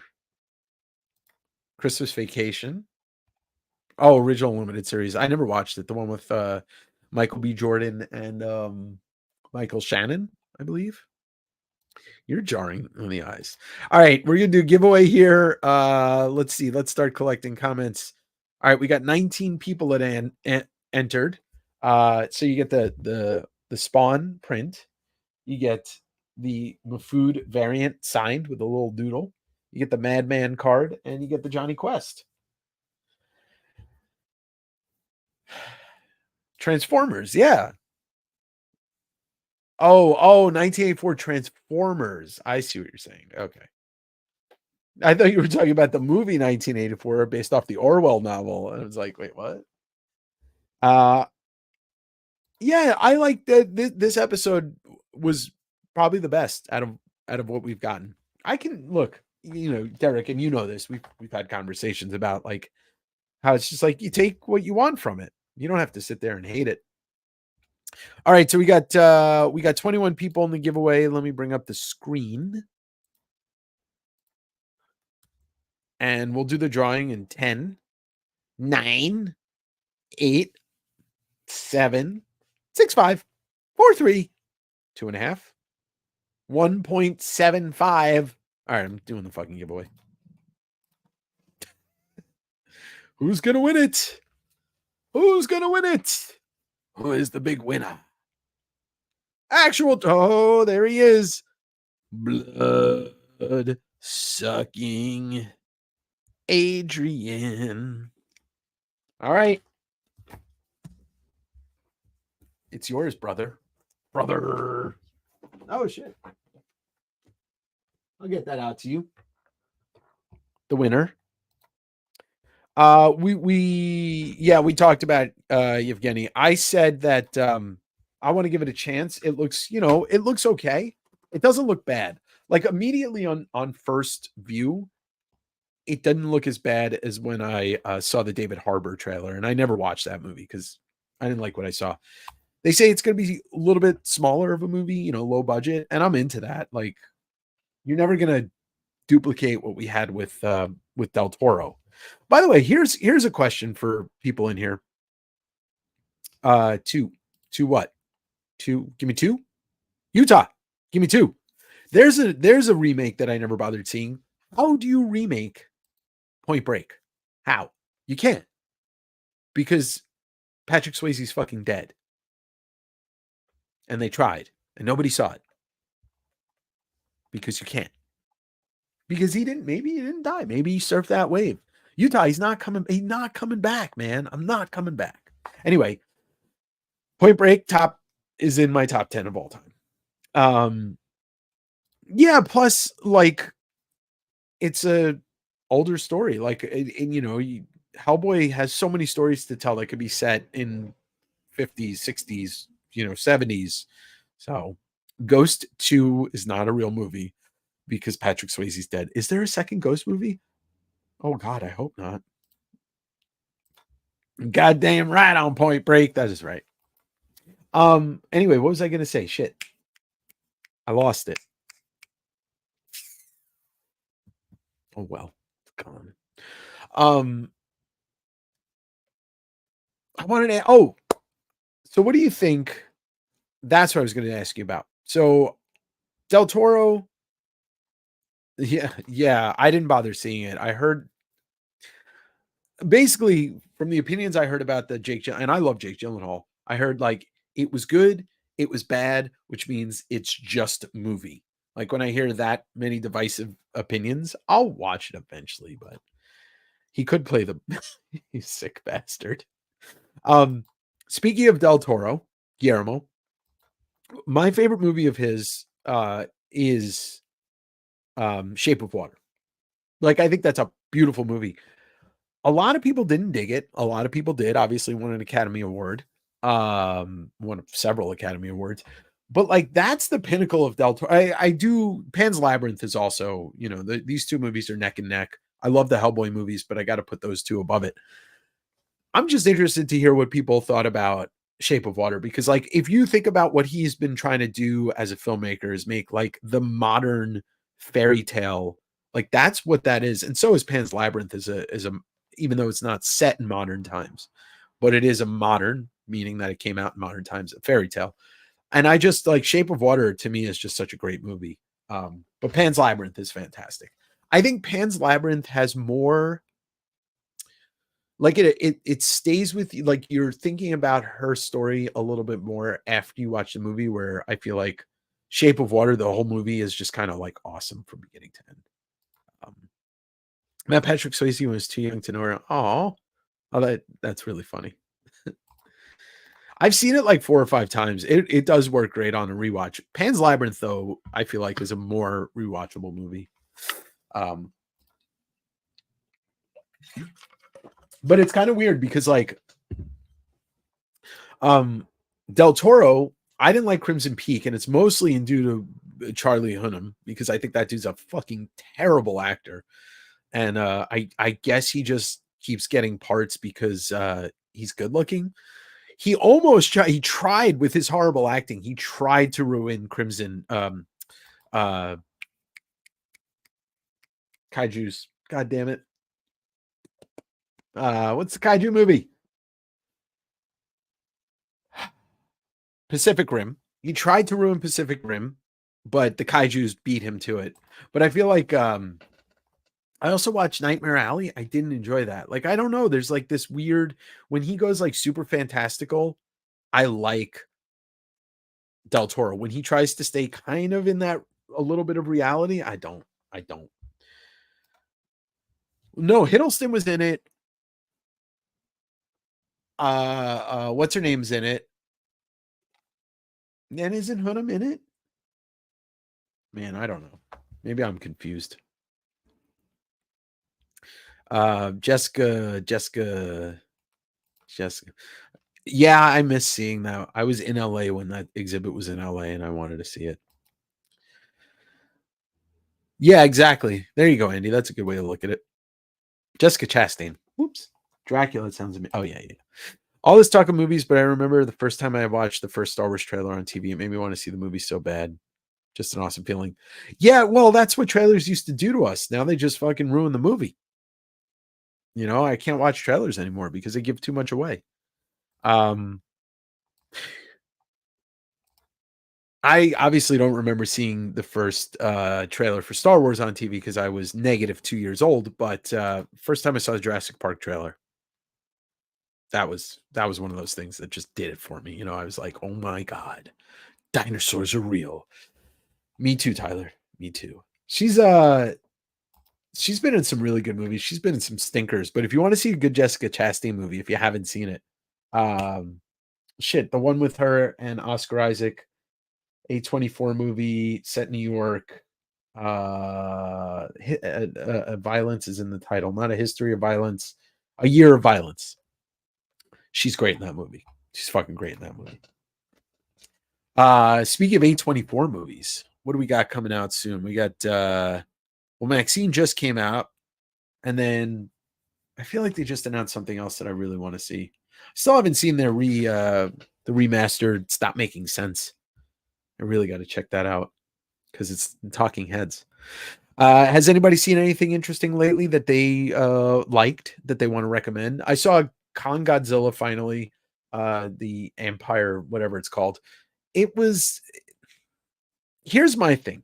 Yes, I think A24 is putting out Nosferatu, the Eggers version. Yeah, I'm excited for it. I mean, it's got. I don't know much about Lily Rose Depp except she was in that movie, the show that tanked on HBO with The Weeknd, which I didn't bother watching. But everybody else in it looks amazing. Yes, Longlegs, and that's Neon with Micah Monroe and Nick Cage. That movie looks fucking disturbing, really disturbing. So yeah, I saw the new Godzilla movie, Godzilla Kong, New Empire.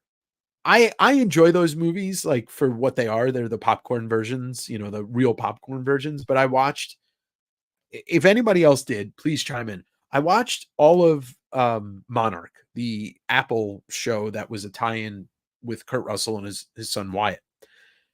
They forgot to connect that show to the movie. Like, how do you do that? Like, you set up a show which is split timelines, modern and in the past, and then it ends like a couple months before the new Godzilla movie comes out, and you just don't connect them. Did I miss something? Yes, Derek. Yes, Derek. It is. Yeah, Longlegs comes out soon. I think it comes out like within the next week or two, maybe. I didn't see the trailer for The Watchers, but I keep hearing the buzz about it. I'll check it out because I was on YouTube and I was gonna watch it and I got distracted. Yeah, they didn't connect. They didn't connect it. Like, how do you just drop the ball? Like, you're there and you have Butterfingers. It's like Dennis Nedry. Godzilla films becoming Transformer films. Yes, exactly. They're fun, but this one took it to the point where I'm like, I'm kind of tapped out. Next Friday is Long Leg School. Yeah, I haven't been to the movies in a while. Furiosa was the last movie I saw, but excited to go see Wolverine Deadpool, which is going to be great. I saw a little bit of the trailer. Obviously, I know it kind of looks like what's that the movie with it looks like the Charlton Copley movie where it's like the first person, and it kind of reminded me of Guns Akimbo, a different premise, but it was just fun. It looks like a fun movie. Bela Lugosi. Oh, yeah, I mean, it's a classic. Did I get new glasses? No, they're the same ones. I was thinking about getting new glasses, but I did not. They're the same ones. I think it's just because this is all very well and neat and manicured is why maybe it looks that way.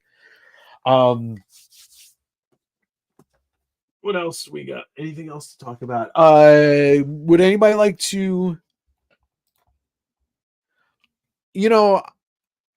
I'm glad that at least one person has told me that it's I'm still feeling burned from Coming to America 2.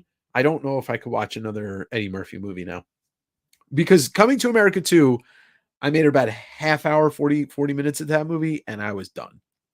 It's Coming to America, top 10 comedy of all time, in my opinion. Maybe the greatest Eddie Murphy comedy of all time, but definitely like one of the funniest movies of all time. So I couldn't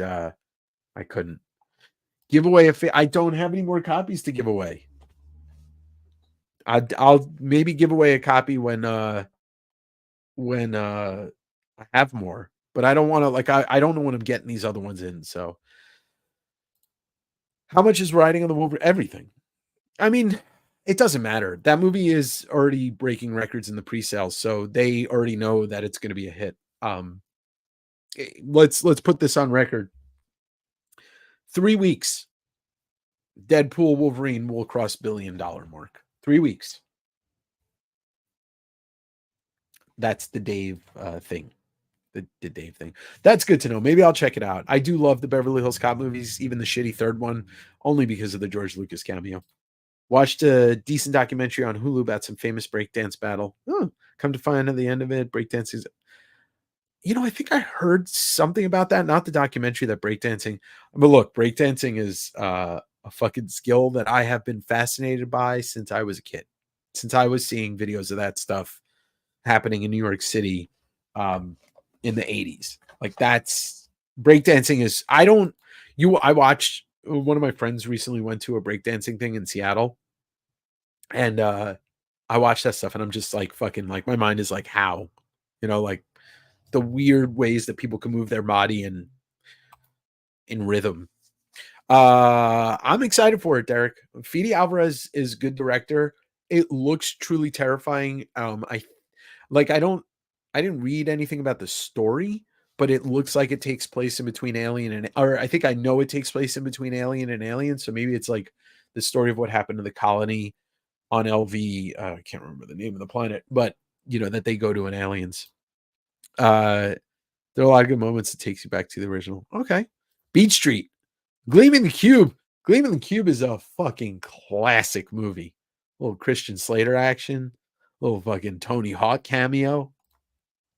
Also on YouTube, Steamboat Bill, Buster Keaton was great. I don't know that movie. I mean, I know who Buster Keaton is, but I don't know. Is Steamboat Bill like the first comedy or something? I don't know. Yes, I'm excited for it. Prometheus. I like Prometheus. Covenant. First like half hour of Covenant is good, but that movie was just ruined. Ridley Scott does this thing.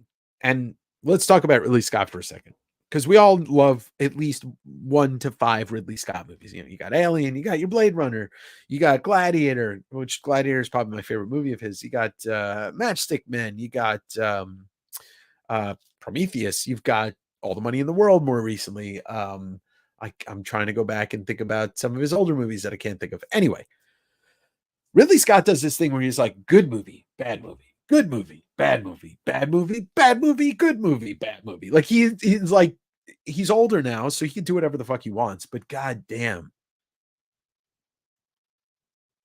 I liked Prometheus, and I'm excited for Romulus. Did y'all see the new okay, Steamboat Willie's a parody of Steamboat Bill. Okay, Matt, that makes sense because I know what Steamboat Willie is. Did you guys see the first fucking photos from Gladiator 2? Because goddamn, it looks good. God damn it. And it shouldn't be a sequel, but it is, and I'm glad because I'm reading a little bit about the story and like they're doing it the right way. The first version of that script was like very supernatural. Like I think they were gonna have like Maximus come back to life. That is a good question. Is Comic Tim okay? His head, I think he had like a seizure when he got that signed. You guys see that Comic Tim got a signed copy of Turok that said, "Dear Tim, to Tim, whoa," and like he exploded. So Tony, that's a really good question. We'll be seeing a little bit more of Comic Tim in the coming episodes in the next couple weeks. So we'll find out if he's okay.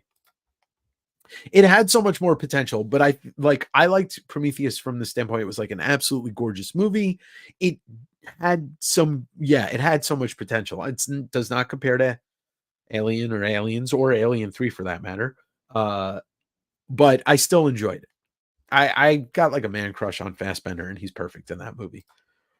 Yeah, I know. I know a lot of people have problems with it. So it's not like I'm like, oh, it's the greatest movie ever. I want to say I saw it on Hollywood Reporter. They released the first photos from the movie. You get to see Mezcal looks great in it. Fucking, Pedro Pascal was born to play a role in a movie like this. And so like it looks like that Mezcal plays kind of like the role that Maximus played, and he plays Commodus' son. I can't remember the little kid's name. Lucian, maybe. And then it looks like Pascal's kind of in the role of where Jaimon Hansu might have been in. And then Denzel is like, he's the slave trader, and he looks fantastic. I have hopes but I don't want to get them up too high because I think Gladiator is one of the greatest movies of all time. Like, absolutely. Like, I can imagine what we saw in Gladiator, if you saw it in the theaters, back then in 2000 or whenever it came out, 98. It's kind of like what the older generation saw when they saw Ben-Hur. Like this fucking movie that nobody had ever tried to make before. Like, it was, you had your Braveheart, you had your big epics, but Gladiator felt like this special thing. Yeah, Tyler, I'm just gonna go into it with hopes, but yeah, you're right. I probably shouldn't get my hopes too high. Do I ever think you'll corner the YouTube market on Matt? That would be the fucking funniest thing. Like, I find all the Turoks and eventually sign them all, and like it becomes really hard to find an unsigned Turok. Oh, that would be really funny. Yes, I love Fassbender. Fassbender was great in what was that Steven Soderbergh movie with, oh god, Gina Carano, who fucking, she's an idiot. She can't just shut the mouth, But it was like an all-star cast, and she was like this badass, like maybe assassin. Fassbender was in it, and then Fassbender's great, Magneto, all these good things. Haywire, there we go. It was based on a comic, wasn't it? Right? I think it was a Dark Horse or an Image series. The images look great. Yeah, Soderbergh's a guy that I think he's making something new, maybe a TV series, but he rarely makes bad movies. He makes really good movies. Oh, you worked on it. You'll have to tell me that story in private one day. But yes, love me a good Soderbergh, the Ocean's movies. There was one clunker, but Traffic. Early was Sex, Lies, and Videotape. He did some 80s movies, but then more Contagion. I watched Contagion like week 2 or week 3 of COVID. That was a bad idea. Although I do love that movie because like Gwyneth Paltrow dies within the first 10 minutes. The Limey, there's another one. What was the more recent one he did? Logan Lucky was hilarious. Unsane, which he shot on iPhones exclusively. That movie was you can't watch that. If you have any ties, like if you suffer from any mental illness or like that hits close to home, don't watch Unsane.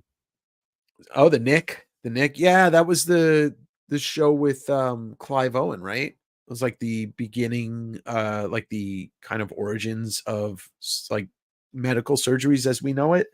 I don't think I watched it, but I wanted to. It was on like Cinemax or some shit or Showtime. Who has that? Yeah, I love Soderbergh. Yeah, what's he's got something coming out soon. Centurion. I don't think I ever saw Centurion. Oh, speaking of Fassbender, The Killer, which was the most recent David Finch movie, which I actually like. Finch is my favorite modern director. Matt Blackshear knows that. And his movies, I love all of his movies. I can rank them. But this one took the second watch is when it clicked. And then I've seen it like 3 times since. And Fassbender's perfect in it. But the movie's really good. Yeah, see, I don't know Centurion. I'll have to look it up. I'm just gonna. Yeah, I don't know this movie, so I'll have to watch it. Off topic, but have I seen everyone shitting on? Oh yeah. So, oh oh no, don't say that, Matt. Make that not real.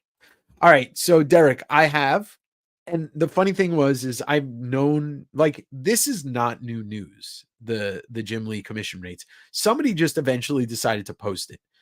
First off, most of the people chiming in are fucking morons that don't know anything about original art. Second off, that's to me Jim Lee saying he doesn't want to do commissions. Like, if you want a commission for me, here's my rate. I am the president of DC. I don't have time. But if you want to make me make time for this, here's your price. The minimal page of any character that matters that Jim Lee has ever drawn is like 10 to 15 grand. You can get Wildcats pages. You can get some other stuff. Can't get an X-Men page for under 20. You can't get a fucking Batman page for under 20.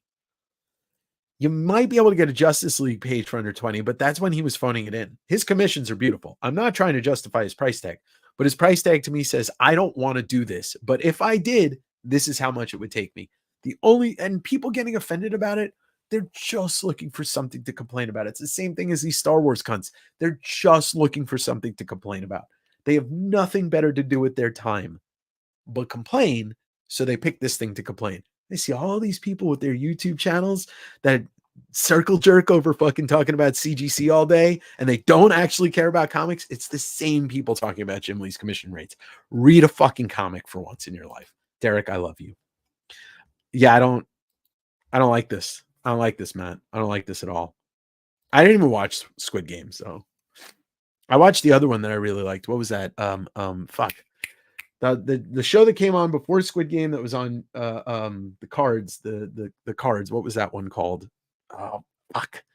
Really good. And I can't remember. It's based off a manga. Somebody help me out here. Really like that show. Now I can't remember the name. Yes, Andy, that's a good way to look at it.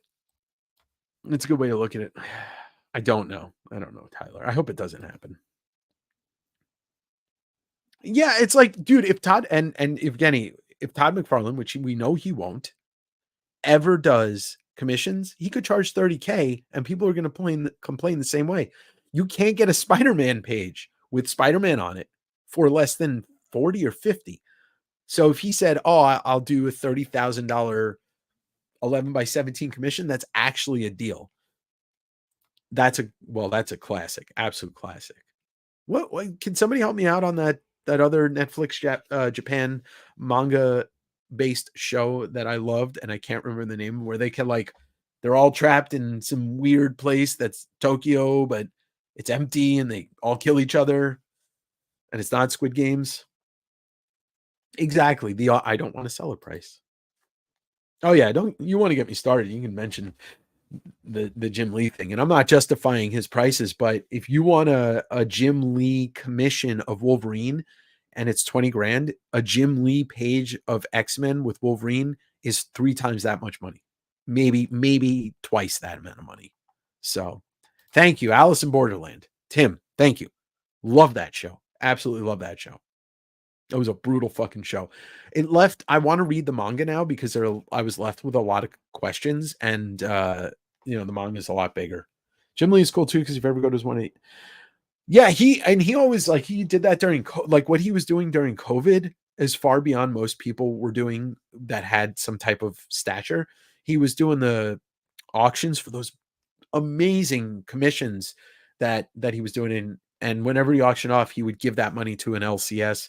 And then there was that one time where he went driving around just handing out sketches to nurses and doctors. The dude is far beyond generous. And people are just jumping out of store because they just want something to complain about. I like the Fincher. So I read the books. So I think the books are better than everything. I charge a fraction of Jim prices. That's true. You can get a commission from Yevgeny. There we go. Yeah, Alice in Borderland was fantastic. That's what I was trying to. There's a price of entry having a Jim Lee. Sorry, some don't like it. Andy, that's exactly it's the original art world. See, here's my thing. And look, everybody's got to do their thing, right? Everybody's got to go on their podcast, their Instagrams. I do my own thing, whatever.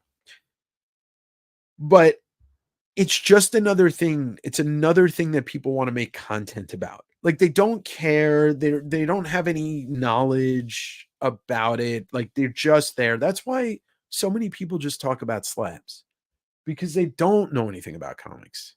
They're just in comics to have something to do or invest in. And it's okay, that's cool. But when you start talking shit about somebody that's an artist for the prices that they charge, where is the basis? You're just yapping about it. And, I don't know. Jim Lee could charge whatever he wants. If I had 20 grand to snot away with, where I could look at my bank account and still have $150,000 in there, yeah, I'd be like, yo, Jim, let's do a badass Wolverine. But I don't, so I won't. But they would, yes, Yes, exactly. Exactly. By the way, shout out once again, Derek Kirk Kim. New issue of Last Mermaid came out today. That's issue 5. He is gunning for a 30 issue arc, and man, I'm having a lot of fun with it. I love talking about things that I like. I don't really care about talking about things I don't like, except when somebody antagonizes me. You want to antagonize me? Anyway, gonna probably close out. If there's any other questions, please throw them in the chat. I did have an idea. And I want to see, there's 35 people in here, so this is a good little test pool.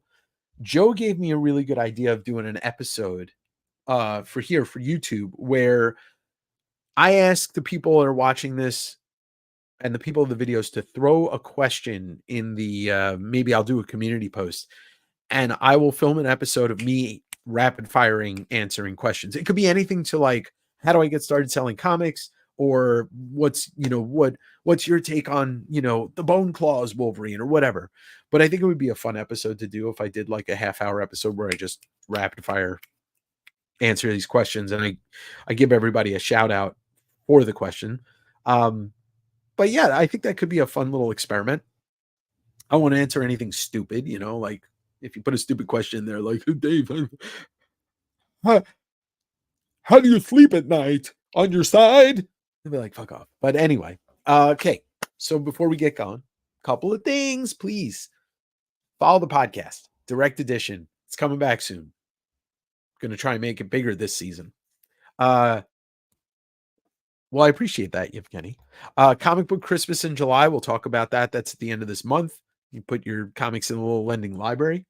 This Sunday, definitely going to be on Instagram with Maddie's Comics. I'll be live with him some point during the night. We all know that Maddie's schedule is I'll go live whenever I can. I'm going to be hosting, and selling some stuff. I think I'm going to do a pop-up on the 5th on Instagram. I'll just pull down boxes from here, top-down camera, and flip through stuff and see if y'all want to buy. So if you're looking to buy comics, that'll be where I am. Next week, I'm not going to be doing a live show. I have friends in town on Wednesday, but I may switch it up and do like a Tuesday night live show. Sales will return on YouTube July 17th. July 17th. I'll be back there. But yes, we got that. And then don't forget, I'll be on the Comic Art Fans Live YouTube channel July 23rd. What's in the fridge? What's in the box? Gwyneth Paltrow's head is in my fridge right now. Back sleeper, legs together, arms crossed on chest. No, that's Adrian. Exactly. I actually sleep in my closet. It's more comfortable in there. Oh, of course, Matt. I want to try and get back on the horse of doing this every other week. So maybe we'll do another hangout next week, and then maybe I'll bring a guest on or something. Yes, I hope everybody has a safe holiday tomorrow. Let's pray for the demise of America, and we can reboot. We're headed that way anyway. Maybe we can get somebody like an entire new government, like a whole new government, people you never heard of, but they're good people. That'll never happen. Dave threatened to send Comic Tim after me if I ever asked about the fridge again. This is accurate. Yes, let's hope for aliens tomorrow and Bill Pullman. Seven's a great movie. I just watched Beverly Hills Cop. Was actually good. All right, we got 2 shout outs for Beverly Hills Cop. That's good. And I hope everybody watches Jaws tomorrow, the greatest 4th of July movie of all time. Keep those beaches open, baby. Keep those beaches open. Remember, the mayor, Donald Trump and COVID, same thing. All right, everybody. It's been a fantastic fucking night. I'm so glad to be back and talking to y'all. Let's do this again, because this is a very nice thing for me. It feels good to be able to at least talk to people, even if I can't see you. Love you too, Tyler. Eat some barbecued shit tomorrow. Not actual shit, just barbecue shit. That's right. Need more direct edition. Yeah, well, Tony, I'll be back. I think I'm going to try and put out the first episode in about a week and a half. It'll be no later than 2 weeks. The season will be back. And I appreciate you for listening.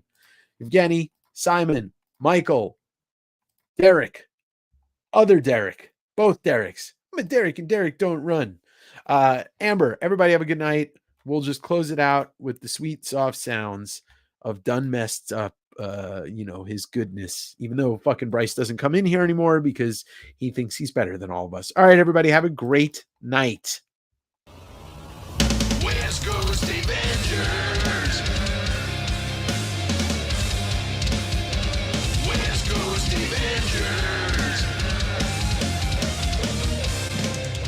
There's only one mantra that you all need to know. That's that one over there. See Todd, bye Todd.